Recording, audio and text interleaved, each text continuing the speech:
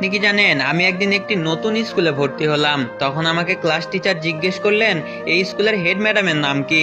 আমি বললাম জানি না স্যার। স্যার বলল তোমার বাবা বাড়ি থেকে কখন বের হন। আমি বললাম তাও জানি না স্যার। স্যার বলল আচ্ছা তোমার বাবা কি করেন।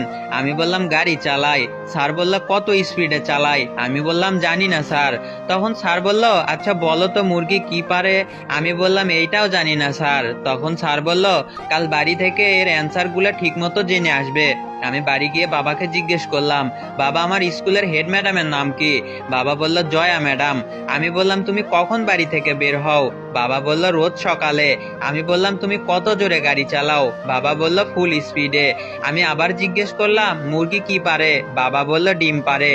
পরের দিন ক্লাসে স্যার বলল আচ্ছা তুমি কি অ্যান্সার গুলো ঠিক মতো জেনে এসেছো। আমি বললাম হ্যাঁ স্যার। স্যার বলল শুধু অ্যান্সার গুলা পটাপট বলো। তখন আমি বললাম জয়া ম্যাডাম রোজ